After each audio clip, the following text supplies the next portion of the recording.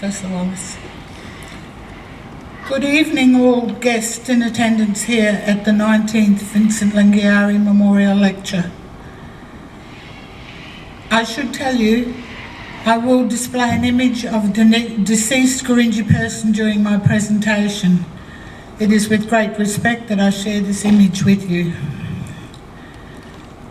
My first duty this evening is to acknowledge all Larrakia, ancestors, present elders, community members and future Larrakia. I thank Billawara for her beautiful welcome to Larrakia country. My next duty is to pay homage to all my ancestors, my elders past and present, all my Gurindji and my Kungarakan families throughout Australia and wherever they may be tonight.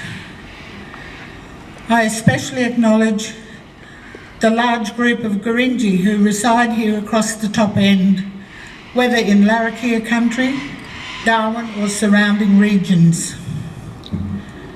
I wish to express my deep appreciation to all Aboriginal peoples, families, friends of this region of the Northern Territory, as well as all others from various communities represented here tonight, including those from the islands of the Torres Strait.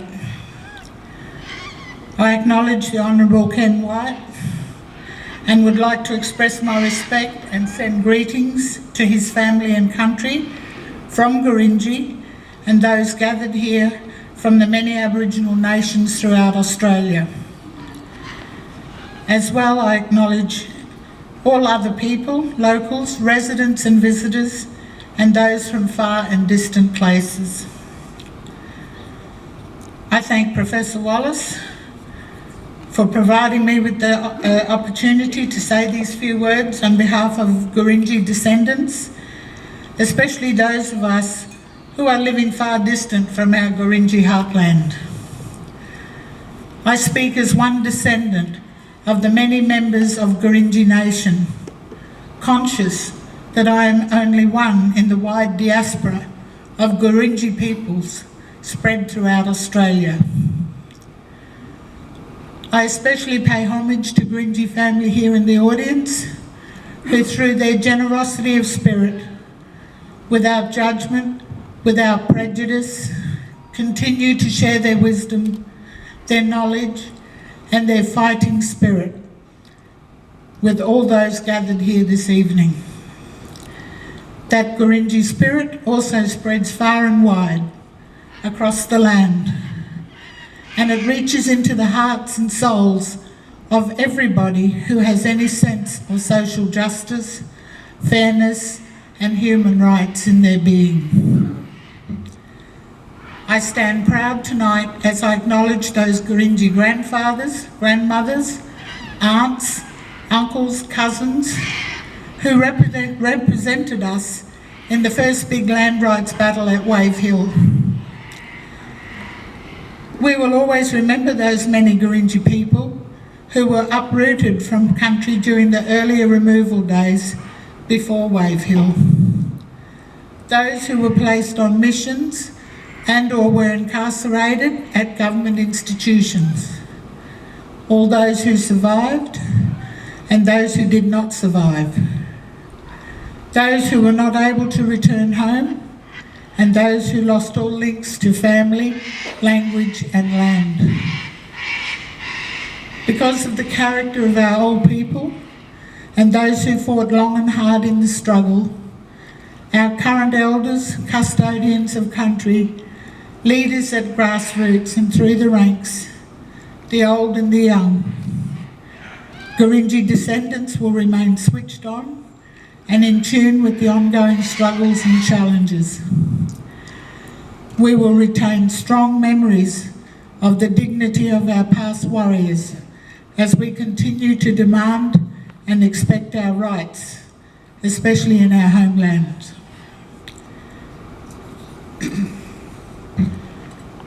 My personal tribute is the dedication of my few words this evening to my Gurindji granny, Violet Polly Wakelin McGuinness. taken from Gurindji country when only a child and incarcerated at Carlin Compound, Darwin, all those years ago. My grandmother would be proud of the Gurindji and other peoples of the district, women, men and children, who walked off Wave Hill Station 53 years ago. She would have been proud, as I am, that our Gurindji family walked away from harsh and cruel conditions and demanded that Gurindji be given back our land. Grandmother Polly McGuinness, who became an important part of the Catherine community, was a strong advocate for community advancement generally, even though she was denied citizenship. She worked tirelessly for the Catherine branch of the Country Women's Association during the 1930s and 1940s period. But my dedication does not stop there. I see Gurindji family faces in the crowd here. Many of those grannies, grandpas, aunties, uncles, cousins, some who make up part of the wide Gurindji family group resident in this region and surrounds. I acknowledge all the spirit and hard work of those Gurindji families who remain solid in their identity, who keep Gurindji stories and histories alive, who cherish and respect all our countrymen and women here, and who help us remember and celebrate our heritage and our history, and keep our connection to Kalkarindji and Dagaragu alive and strong.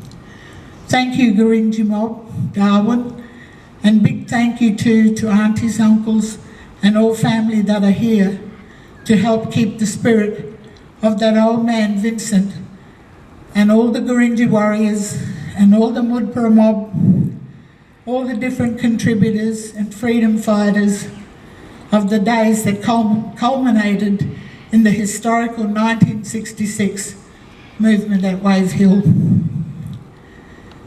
We will never let that story be forgotten about Gurindji people and their struggle for justice and for their land at Waddy Creek or Dagaragu. Grandfather Vincent said, "I've been thinking this been Gurindji country. We've been here a long time before the Vesti mob." And that was recorded by Frank Hardy, 1968. On behalf of Gurindji descendants, we express our gratitude to all who supported the action at Wave Hill. There are a number of other champions who never deserted Gurindji in their struggle for rights and equality in those early days. People such as Mr. Brian Manning, then a member of the Northern Territory Council of Aboriginal Rights, who shared his recollection of stories with Gurindji mob Darwin right up to his passing. Thank you, Mr. Manning. And there are others, some now past, such as Mr. Dexter Daniels, the North Australian Workers' Union Aboriginal organiser, and other unionists of the day. And some supporters who remain as part of the chapter of Gurindji history, Mr. Jack Phillips and Mr. Kerry Gibbs, but I'm certain there are many more too. In 2007, I had the privilege of delivering the 8th Vincent Lingiari Memorial Lecture. My theme and topic was Breaking Free and Loosening the Shackles of Colonialism, the Road Ahead. Not only is it 12 long years since I put out that message of breaking free and forging a new and different road ahead, but it is now 53 years since Grandfather Vincent, along with previously mentioned others, led the protest action and agitated against the appalling working and social conditions at Wave Hill, and who walked Gurindji people to Waddy Creek, or now known Dagaragu. All those brave Gurindji and neighbouring clans and supporters, unionists and other extraordinary people from ordinary backgrounds set the challenge for the whole of Australia then. And it prompted that old man to say, "You can keep your gold, we just want our land back." So when Gough Whitlam poured that Dargaragu sand into grandfather Vincent's hands on the 16th of August 1975, now 44 years ago, Whitlam promised, "Vincent Lingiari, I solemnly hand to you these deeds as proof in Australian law that these lands belong to the Gurindji people. And I put into your hands part of the earth as a sign that this land will be the possession of you and your children forever." Gurindji are prepared to face the challenges of the future. We do not want any deals. We are not a dying race asking for protection. We want the governing settler society to stop treating all Aboriginal nations throughout the country as parts of pockets of racial minorities, but instead to deal with us as self-determined polities in our own right.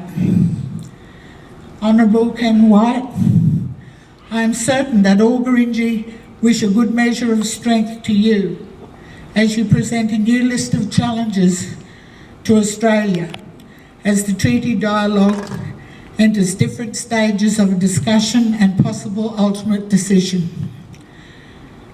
Regardless of all the talk of treaty among the prominent Aboriginal spokespeople across Australia, I walk on the side of caution, along with a huge dose of mistrust for government and all settler colonials and their counterparts who claim that they have the right answers that might solve the Aboriginal problem. It seems that it is time again to speak of breaking free from the shackles of colonialism, to stand up to be strong and loud, to remind all of the strong fighting spirit of Gurindji people. We will fight and fight again. We will never lose the pride in our hearts. Gurindji people will survive, in their land and away from it. Our spirit will never be destroyed. Let us keep working at breaking free. Gurindji wish you good luck, and may the boundless strength and integrity of the Gurindji people drive and inspire you to continue struggle for rights for all Aboriginal people. Let the words of the late Gurindji statesman Vincent Lingiari resound in your ears time and time again, just as he told us, many of us, many years ago, we got to help these Gadiya. They don't know what to do. We got to look after the white fellas in this country. So may the Gurindji spirit and voice keep you strong, help you find the right words and make the right decisions. Keep your integrity and judgment sound as you guide and look after those Gadiya. Mandach for now. Thank you.